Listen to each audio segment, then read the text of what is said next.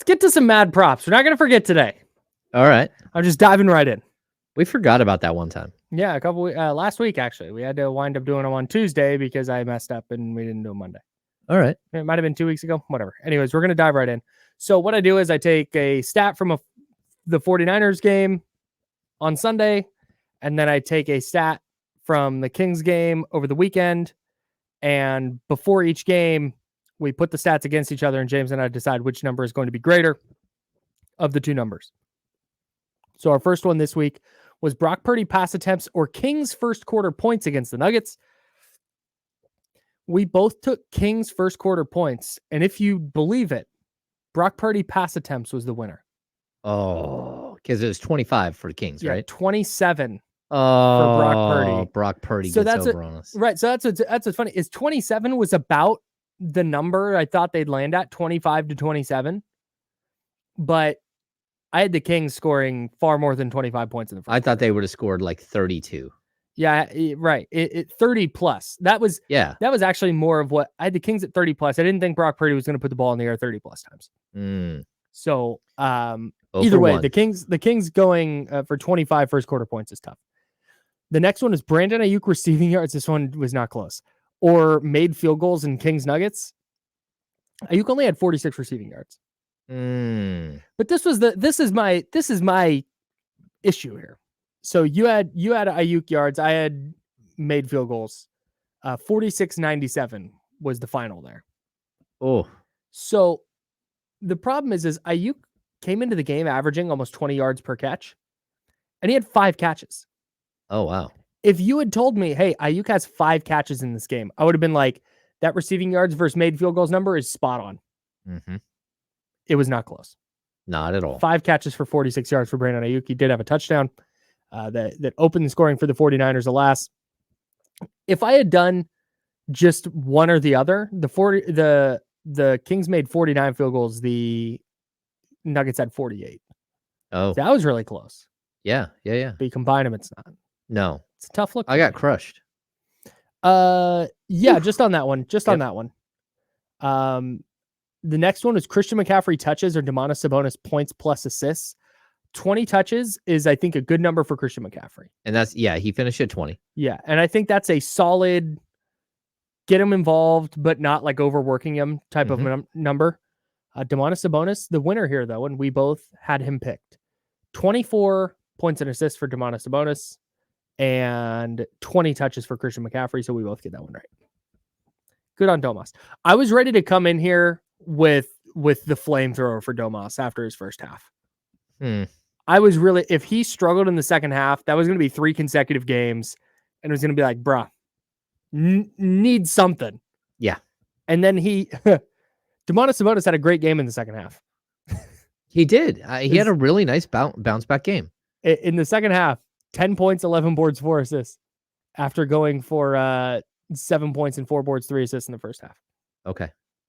Yeah. Dominated the final 24 minutes. I think so too. He did get a bunch of chippy fouls and like really, really silly. Like I'm watching some of the replays back, and he even mentioned it. You could tell he was not happy with the unbalanced, and even like the total free throw number came back to like square, but it was because the Kings went to the free throw line a bunch in the last minute. And it was like, come on. Come on. So for the game, it was 20 to 11 of 15 for the Kings and 13 of 20 for the Nuggets. 13 of 20 for the Nuggets. And the Kings had De'Aaron Fox at least at the line twice in the final like 30 seconds. Yeah. Yeah. So that's where the unbalance, you're like, come on. Yeah. Yeah. I feel like on guys like Jokic, I get that you have to officiate everybody the same way or whatever, but dude, don't give him touch fouls, man. Especially the follow-away jumper touch foul. Come on. He's so hard to defend as it is. Yeah, Sabonis had his hand like right here on his like his belly rib. I hate that call. And it was, and then he like falls back, and the guy like, come on. And Mike Brown couldn't review it because technically speaking, he touched him. Right. They're gonna It was ridiculous. A foul, quote unquote, but like, come on. Horrible. If I was an NBA official, here I go talking like it's easy. If I was an NBA official, I would look at it and be like, would I call that if we were playing pickup? Would I say, that's a foul? No.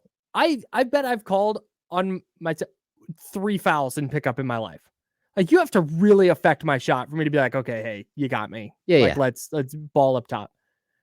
If it's not that kind of foul, let them play. Yeah.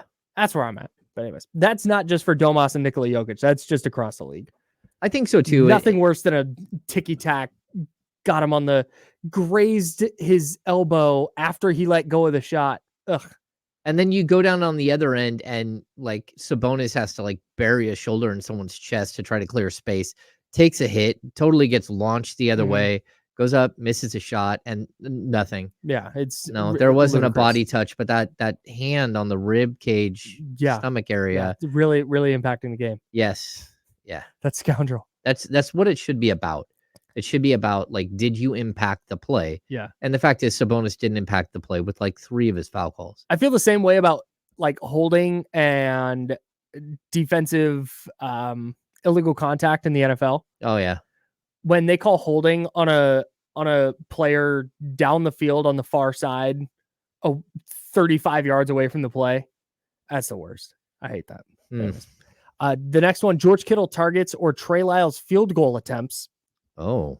We both got the McCaffrey Domas one right, by the way. George Kittle targets or Trey Lyles field goal attempts. You took Lyles. I took Kittle. 6 targets for Kittle.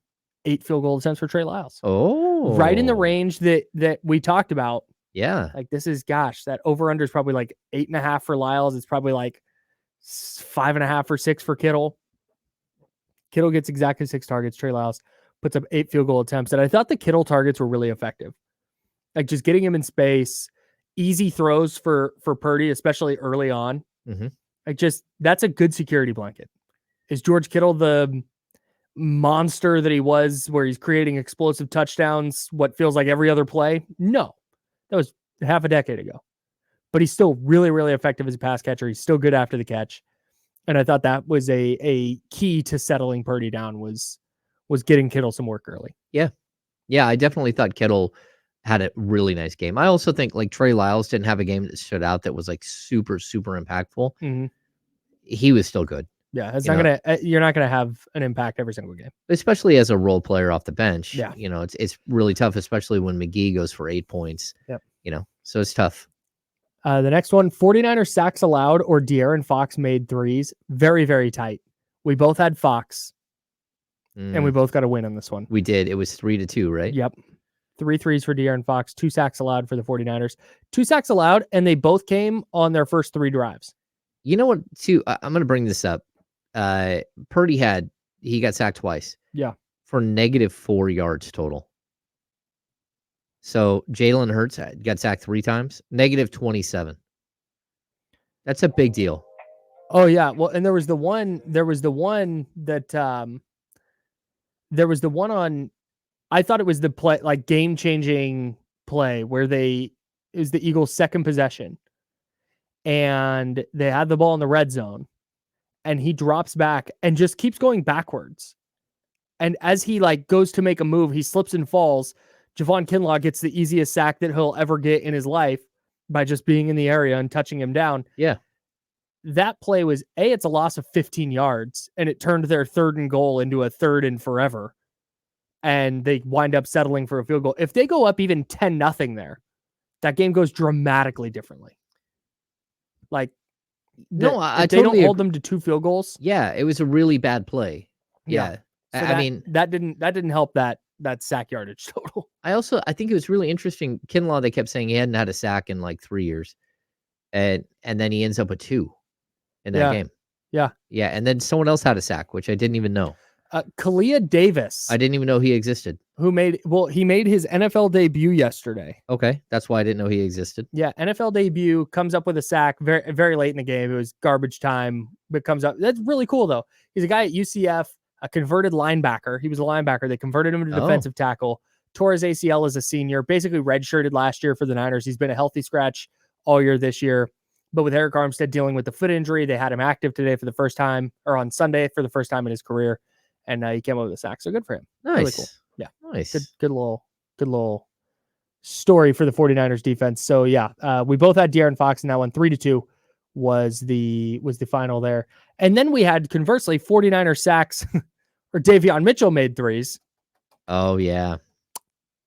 I won that one. I did claim that they would have 5. They only had 3. Yeah.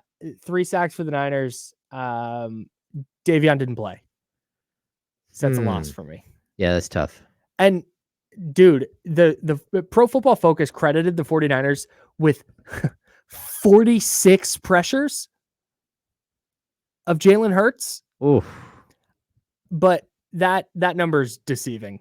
Yeah, is that real? They got a lot of those were Jalen Hurts dropping back and then not throwing the football and just holding on to it for too long. Because the Eagles' offensive line was really good, but the Niners would get one guy to win inside or one guy to win on the edge, and then it would wreak havoc because he's escaping the pocket, and then everything blows up. But I thought it was interesting. Nick Bosa, after the game, said that one of the issues for Hurts, or one of the reasons that the Niners defense had success, was when the rush starts to come in, Hurts drops his eyes and looks at the rush to figure out where to escape, and then has trouble resetting and finding his receivers down the field after he drops his eyes. Oh, that's an interesting. Yeah, really, really, really fascinating. And that makes sense.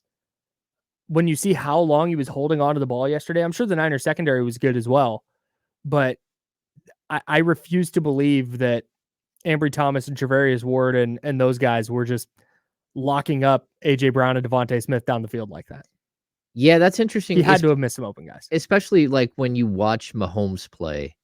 That's the key to Mahomes right there. Like I even watched, he had a play yesterday where he took off running, and then as he's about to cross the line, he jumped up in the air and threw the ball over the top of the linebackers, both of which who had sucked in for like 3 yards, right to Travis Kelce for like an 18-yard pickup. It's just impossible to stop. It is impossible, except for when his receivers drop the ball. Well, yeah, if he's throwing it to Kelce, it's fine. Otherwise, it's a 50-50 proposition.